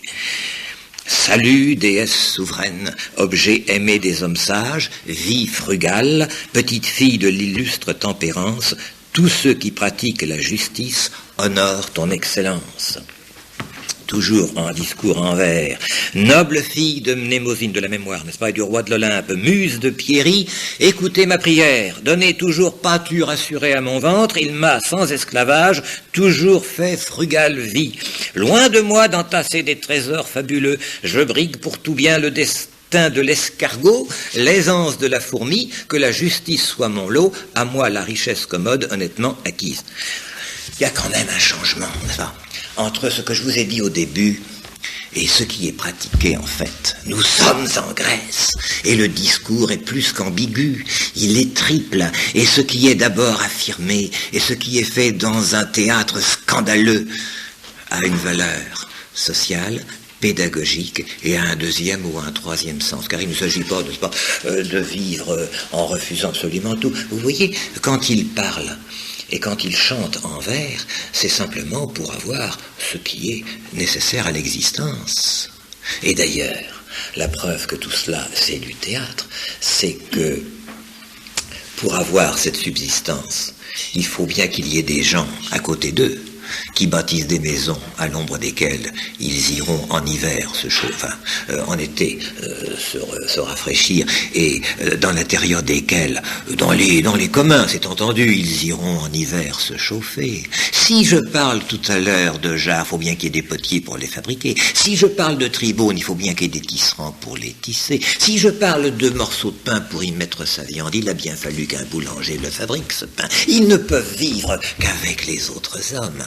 Et ils ne sont pas dupes, seulement ils se contentent évidemment d'un minimum. Il y a, vous le voyez, dans cette mise en scène du cynisme, une subversion, oui, bien sûr, mais en même temps, cette subversion, je redirai dans un instant, a été récupérée par la société grecque. Je voudrais vous faire entendre le discours dans cette forme nouvelle qu'ils ont inventée. Nous sommes habitués, nous, avec Sénèque, avec les prédicateurs, avec les maîtres spirituels que nous pouvons lire, à ce genre de réflexion. Mais ce sont les cyniques qui ont inventé cette exhortation morale pittoresque, concrète, sans spéculation intellectuelle, en disant « voilà ce qu'il faut faire ». C'est très beau, et c'est écrit par Cratès. De même que le bon acteur doit jouer proprement tel ou tel rôle que lui a attribué le poète. De même, l'homme vertueux, ce que lui a attribué la fortune. La fortune avec un F majuscule, n'est-ce pas, c'est-à-dire le sort. Car elle aussi, dit Bion, comme une faiseuse de pièces, te donne le rôle, tantôt de protagoniste, tantôt de deutéragoniste, et tantôt de roi, tantôt de mendiant. Ne cherche donc pas, si tu as le second rôle, à jouer le premier, sinon tu troubleras la pièce. Toi, tu commandes noblement. Moi, je suis commandé, dit-il, et toi, tu règnes sur beaucoup. Moi, je ne suis le pédagogue que de ce seul garçon-ci, et toi, qui es né riche, tu donnes libéralement. Moi, je reçois de bon cœur sans faire l'empressé, sans agir bassement, sans blâmer mon sort. Toi, tu uses bien du grand nombre de tes plats, moi du petit nombre des miens, car ce ne sont pas les aliments coûteux qui nourrissent, et il n'est pas vrai que s'il est permis d'user de ces aliments-là avec profit, il ne le soit pas d'user avec profit de pauvres et simples aliments, joints à la tempérance et à l'absence de vaine gloire. C'est pourquoi, dit Bion de Borysthène, un des maîtres de la philosophie cynique, si les objets avaient une voix comme nous, et pouvaient se défendre, ne dirait-il pas, comme l'esclave réfugié au temple dit à son maître, « Que me disputes-tu? T'ai-je volé? Est-ce que je n'obéis pas à tous tes ordres? Est-ce que je ne te rapporte pas bien régulièrement mon salaire? » La pauvreté ne dirait-elle pas à qui l'accuse, « Que me disputes-tu? Es-tu privé par moi d'aucune noble chose, de la tempérance, de la justice, du courage? Mais es-tu même en manque des choses nécessaires? Les chemins ne sont-ils pas pleins de verdure, les sources pleines d'eau? N'as-tu pas autant de couches qu'il y a partout de la terre, et comme lit des feuilles? Ne t'est-il pas possible d'être en pleine joie avec moi? Ne vois-tu pas ces petites vieilles qui chantonnent tout en mangeant leurs galettes? N'as-tu pas l'appétit comme mets non coûteux et sans luxe? N'es-tu pas celui qui a faim, qui mange avec... N'est-ce pas celui qui a faim, qui mange avec le plus de plaisir et qui a le moins besoin de friandises? N'est-ce pas celui qui a soif, qui boit avec le plus de plaisir et qui recherche le moins une boisson qui ne soit pas sous sa main? Un affamé veut-il du gâteau? Un assoiffé du vin de Chios? Ne sont-ce pas la chose que les hommes recherchent par besoin de luxe? Ou bien, quant au logement, est-ce que je ne te l'offre pas gratuitement? L'hiver, la maison de bain, l'été, les temples. Quel meilleur logement peux-tu avoir l'été, dit Diogène, que l'est pour moi ce Parthénon bien aéré, comblé d'œuvres d'art? Si la pauvreté te parlait ainsi, que pourrais-tu répondre? Pour moi, je pense que tu serais sans voix. Mais nous autres, nous accusons tout plutôt que notre mauvaise humeur ou notre démence, la vieillesse, la pauvreté, celui qui nous a rencontrés, le jour, la saison, le lieu. Aussi Diogène dit-il avoir entendu la voix de la mauvaiseté s'accusant elle-même. Nul d'autre n'est responsable de ces choses que moi seul. Etc. Vous voyez qu'il y a là une prise à partie, une interpellation, l'exhortation à se contenter de pas grand-chose et même de rien du tout, et finalement une existence très morale et très satisfaite de ce que offre, nous dirions, la providence, eux disent la nature.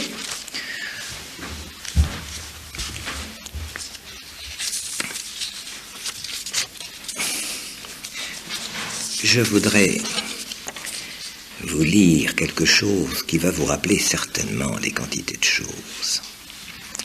Que ton air aéreux, c'est pas l'air du laboureur, enfin du machin où on écrase le grain, broie 100 000 boisseaux de froment, ton ventre n'en prendra pas plus que le mien, tout comme si, dans une caravane d'esclaves qu'on mène vendre, tu es celui dont l'épaule est chargée de la filoche de pain, tu n'en auras pas plus de part que celui qui n'a rien porté. Pourvu que d'un petit tas tu nous laisses prendre la quantité nécessaire, quelle raison aurais-je d'accorder plus d'éloges à tes greniers qu'à nos corbeilles? Attendez. N'as-tu pas l'appétit comme mets non coûteux et sans luxe? N'est-ce pas celui qui a faim qui mange avec le plus de plaisir et qui a le moins besoin de friandises? Attendez encore. Que la fatigue du corps arrache l'ennui de ton âme, puis affamé le gosier sec, méprise, si tu l'oses, un mets grossier, un vin de Falerne que le miel de Limette n'adoucit pas. L'hiver règne, les poissons, dans leur prison noire et glacée, défient les ruses du pêcheur. Que t'importe? Du pain et du sel vont te suffire. Les cris de ton estomac vont s'apaiser. Tu seras heureux. D'où vient ce miracle? C'est que la source des voluptés réside en toi-même.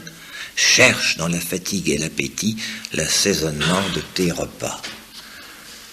Vous avez traduit ça quand vous aviez quelques années de moins, et que vous étiez en première. Ça fait partie des satires d'Horace, qui a tiré toute son inspiration d'une partie de son œuvre des cyniques. Et vous avez été élevé, vous aussi, par la morale d'Horace, qui était un cynique. Celui que l'on étudie en première et que les petits retraités, douillettement installés dans leur petit jardin de retraités, traduisaient, je ne sais pas s'ils le font encore, en vers français. Vous savez que c'est le poète latin qui était le plus traduit en mauvais vers français par des gens douillettement cagnardés dans une retraite soigneuse. Eh bien, c'était le maître de cette sagesse cynique qui nous vient tout droit d'Antisthène de Diogène. Alors, la subversion de ces prétendus socratiques, n'est-ce pas, que sont les cyniques, elle existe, cette subversion. C'est la seule subversion que j'ai jamais rencontrée en Grèce. Mais elle n'a pas réussi. La civilisation grecque ne lui a pas donné prise. Mais elle l'a retournée. Elle l'a convertie. Elle a humanisé la vie ensauvagée par les premiers cyniques et elle a fait servir à une saine pédagogie décapante ce qui était d'abord refus d'enseigner, refus de construire et à la limite refus d'être. Puis-je aller jusqu'à dire qu'Athéna a été plus avisée, mieux résistante qu'Ève? Ce serait peut-être un paradoxe un peu partiel, mais il y a d'étranges parallélismes. Le mendiant cynique apprend à se contenter de peu, à réduire ses désirs et sa souffrance à un minimum vital, comme le chrétien connaîtra le renoncement en passant par le désert et l'eau, et il entrera dans la terre promise. Jamais la Grèce, jamais le grec ne trouvera l'issue à cette vie qu'il réduit aux misères pour la rendre vivable. Car le grec a vécu dans la tristesse et il a toujours été malheureux.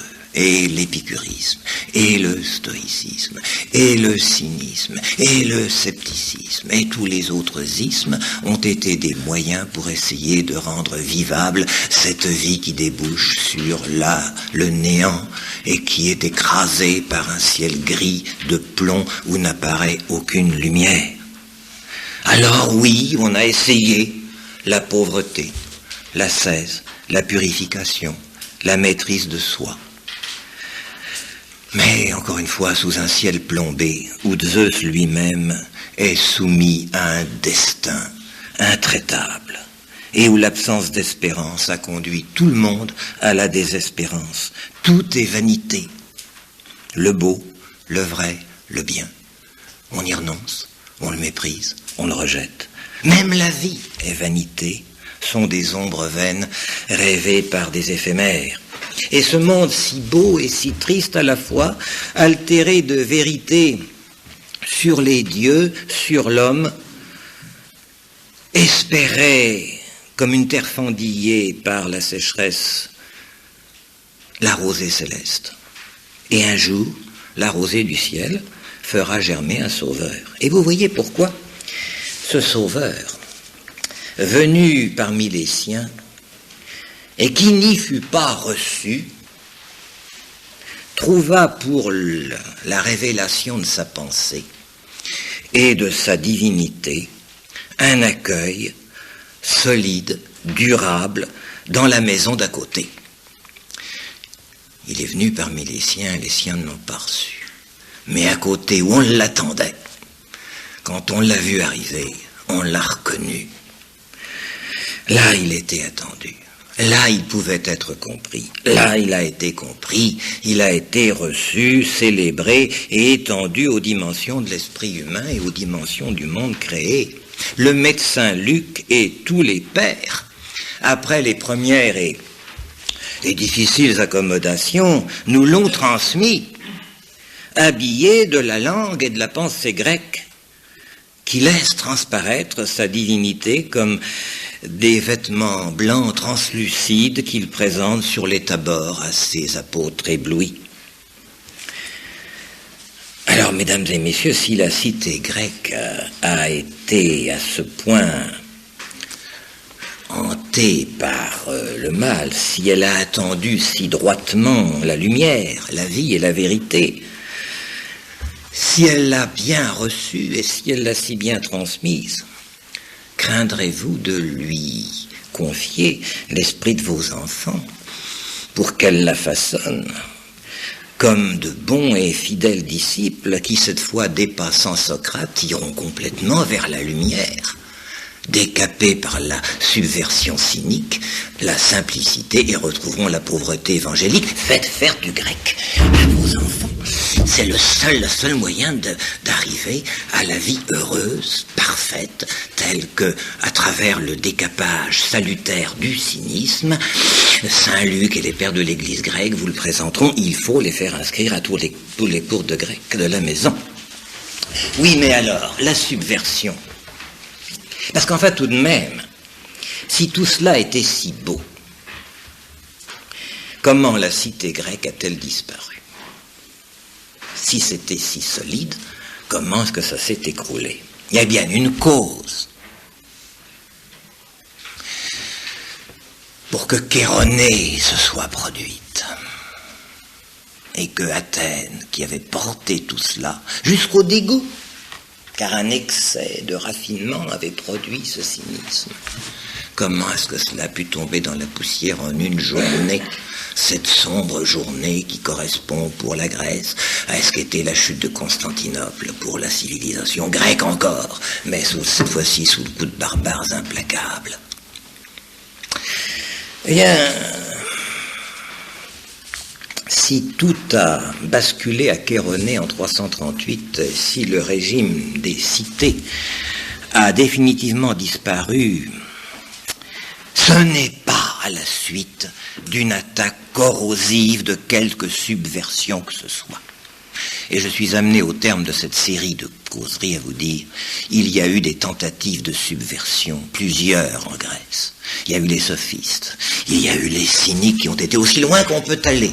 Et jamais cela n'a eu la moindre influence sur cet état de presque grâce qu'était le bonheur d'être grec dans la cité grecque. Seulement voilà, c'était tellement bien, et il manquait tout de même les paroles de la vie éternelle. Il manquait ce qui fait que la nature déchue ne peut pas se suffire à elle-même. Alors oui, bien sûr, ça a fini par s'user.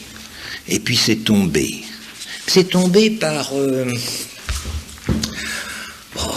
insuffisance, par excès, par pourquoi.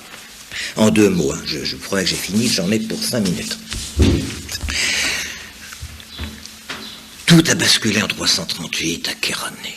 Et les fidèles lecteurs de Démosthène, car il faut en arriver à Démosthène et à Philippe et à Alexandre. Les fidèles lecteurs de Démosthène que nous sommes tous ici, rappelez-vous, les Olympiennes, les Philippiques et le discours sur la couronne. Nuit d'horreur où l'on a répandu dans la ville d'Athènes, ils sont élatés et prises. C'est aussi grandiose que Madame se meurt, Madame est morte. Et on a autant pleuré et frissonné en lisant ça que les auditeurs de Bossuet en entendant résonner dans la nuit, Madame se meurt, Madame est morte, élatée et prise. Ils arrivent. Eh bien, les lecteurs de Démosthène qui l'ont suivi dans cette marche haletante, dans cette reconstitution haletante de l'agonie d'Athènes, se rappellent les accusations de machiavélisme, de subornation, de subversion, dont l'orateur a accablé Échine, l'ennemi, le méchant, le vilain, celui qui avait rien compris et tout trahi. Et puis les autres traîtres, n'est-ce pas, qui étaient dans le village, enfin dans la ville d'Athènes. Et nous avons encore le souvenir, n'est-ce pas, du fameux livre de Clémenceau, Le Tigre, qu'il avait consacré à Tauterion, n'est-ce pas, l'animal extraordinaire, c'est le mot d'Échine en parlant de Démosthène. Et puis tous les articles de Maurras, même, qui exalte le nationalisme de Démosthène sur les idées internationalistes et fédératives d'Isocrate. Alors, est-ce qu'on la tient enfin, là, dans cette action de Philippe, cette subversion qui nous échappe depuis tout à l'heure, enfin, depuis quelques semaines? Bien, c'est très compliqué, n'est-ce pas? Et le détail est infini des petites causes et qui ont produit des grands effets. Mais les textes abondent, pour une fois. Les textes abondent, les événements nous sont connus par le détail, et cet excès, si je peux dire, enfin, ça n'est jamais trop, mais enfin, cette surabondance d'informations obscurcit le mystère de la disparition d'Athènes. Car je vous disais tout à l'heure, c'est pas de la subversion, non, tout compte fait. Mais comment ça s'est produit, on ne sait pas très bien. C'est une évidence, ça a mal fini. Mais les historiens discutent encore pour savoir pourquoi et comment. Alors je vous le dirai pas ce soir en 2 minutes. Voici, je crois, une ligne de réflexion. C'est que Philippe II de Macédoine, l'adversaire, celui qui va triompher à Chéronée, établissait ses projets à long terme, décidait seul, à tête reposée, sans perdre de temps, solitaire, maître d'un peuple qui lui obéissait, d'une armée et du secret politique qui était le sien, avec d'ailleurs une intelligence extraordinaire, au moins égale à celle de son fils Alexandre.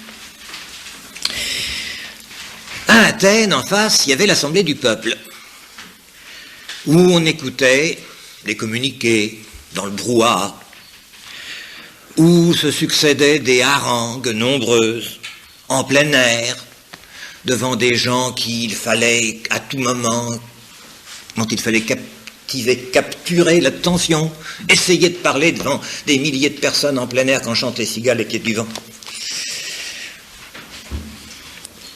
Naturellement, ces harangues se produisaient dans des directions opposées, dans une atmosphère électrisée, avec des rivalités de personnes, une angoisse diffuse. Oui, et la thé est prise, et alors qu'est-ce qu'on fait? Et des campagnes électorales. Car tous les ans, on remettait tout en question. Démosthène nous dit que tous les orateurs demandent, au lieu de parler et d'indiquer ce qu'il faut faire, encore eût-il fallu qu'ils le sussent, mais les orateurs parlant au peuple disent « Que voulez-vous? Que dois-je vous proposer? Et que faut-il dire pour vous plaire ?» Il y a encore, dit Démosthène, dans cette assemblée, une claque que l'on payait pour applaudir les orateurs. Et par conséquent, orienter l'opinion dans le sens de celui qui espérait bien, après avoir été ainsi acclamé, être élu aux prochaines élections. Démocratie intégrale.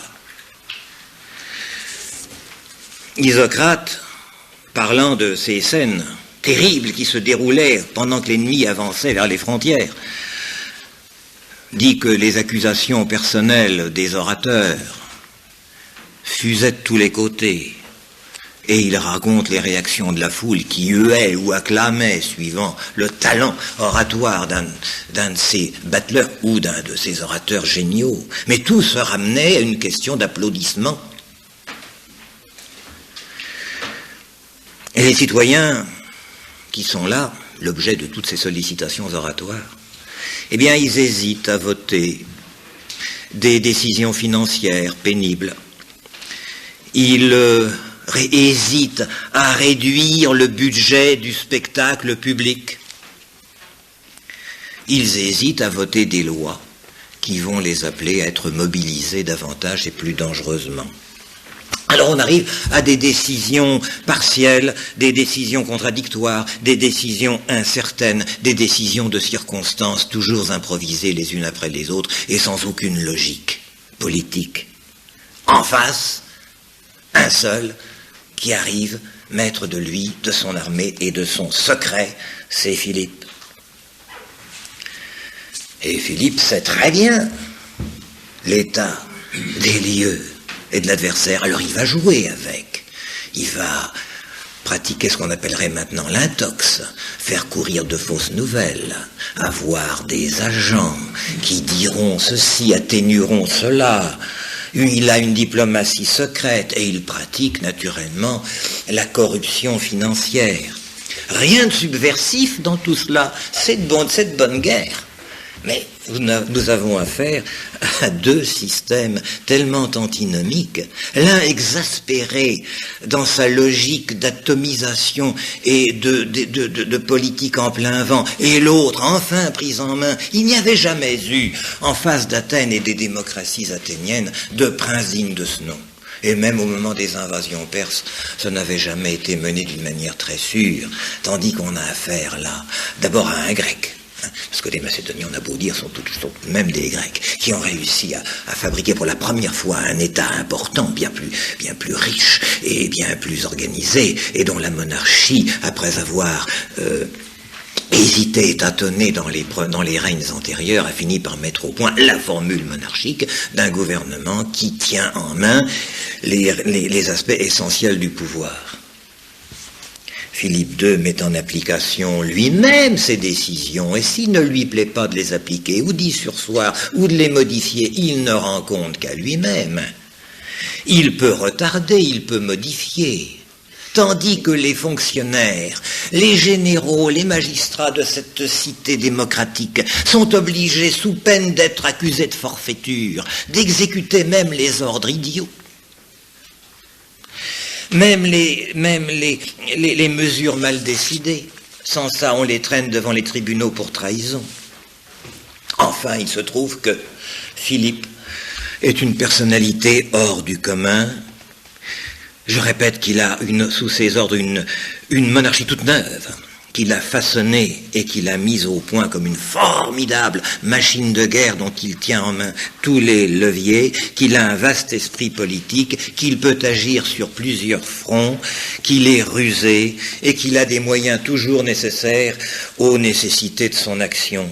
Tandis qu'à Athènes, malheureusement, en ce temps-là, il n'y avait aucun homme politique digne de ce nom. De grands orateurs, oui, un grand orateur en tout cas, Démosthène, des orateurs également très brillants, plus ou moins, enfin je ne veux pas vous infliger une revue littéraire, mais Démosthène, s'il est un très grand orateur, n'a peut-être pas eu la lucidité politique suffisante. Patriote ardent, orateur insurpassé, mais peut-être pas très bien renseigné, et en tout cas sans influence suffisante. Il a essayé de galvaniser un peuple, mais quand il le galvanisait, le peuple entrait en éruption, et cette marmite bouillonnante n'avait pas d'efficacité, sinon de bouillonner. Et les généraux qui se trouvaient à Athènes à ce moment-là étaient ou âgés, ou médiocres, ou d'une sûreté, d'une fidélité douteuse.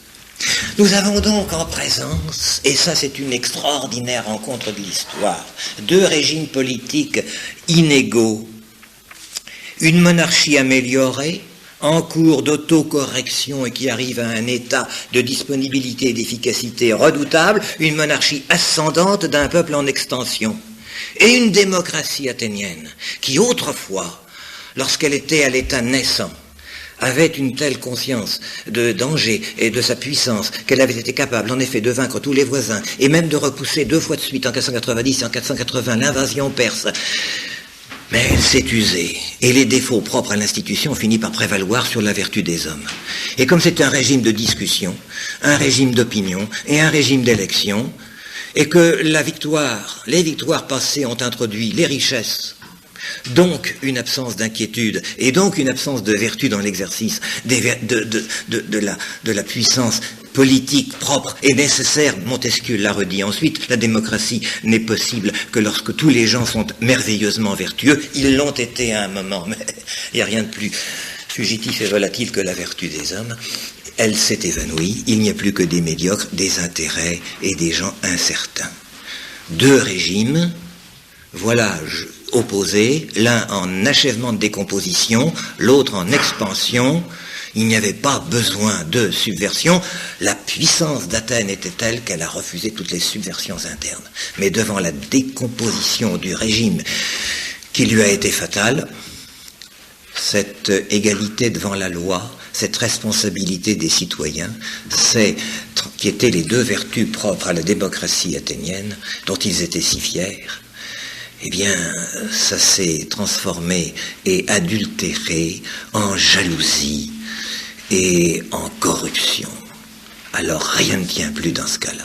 Et c'est l'écroulement d'un régime, et non pas la victoire d'une subversion philosophique ou morale qui a abouti à l'effondrement de la puissance d'Athènes. Mais la matière première était si belle, et l'habileté de Philippe et de son fils Alexandre, et voilà enfin, était telle qu'ils ont ramassé les morceaux avant qu'ils ne soient complètement abîmés. Au lieu d'écraser les villes, au lieu de réduire tout ça en esclavage comme l'auraient fait des barbares ou comme l'auraient fait des vainqueurs stupides, ils ont ramassé la ville fléchissante, ils ont pris les sanctions nécessaires, quelques mesures évidemment d'éloignement de leurs adversaires, et ils ont refait avec ces villes qui étaient encore palpitante après cette défaite de Chéronée, un pays qui est parti pour conquérir l'Asie entière et civiliser le monde entier par la vertu de ces nouveaux régimes que sont les monarchies d'Alexandre et les monarchies hellénistiques qui vont régner désormais sur le monde jusqu'à l'arrivée de Rome, mais ceci est une autre histoire que nous verrons une autre fois.